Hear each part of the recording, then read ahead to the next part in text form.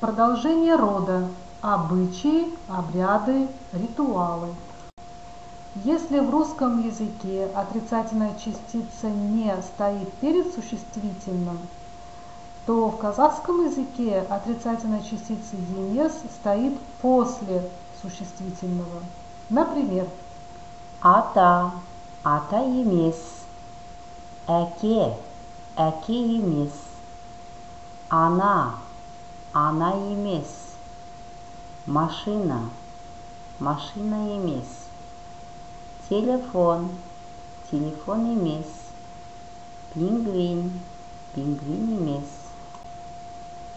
К начальной форме слова «ата» – «дедушка» добавляем отрицательную частицу «емес». Получается «ата емес», что в переводе означает «не дедушка».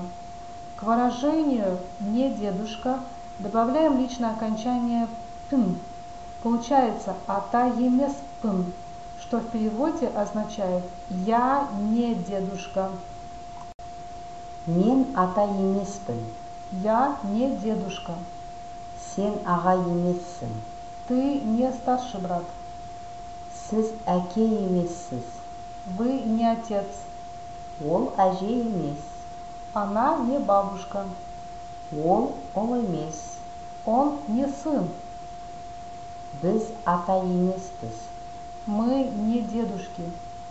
Сендер аға емессіңдер. Вы не старшие братья. Сіздер әке емессіздер. Вы не отцы. Олар әже емес. Они не бабушки. Олар ұл емес. Они не сыновья. По учебнику выполните задание «Проверь себя», задания от 1 до 8 и домашние задания. Выучите наизусть 57 новых казахских слов и выражений, большинство из которых составляют имена.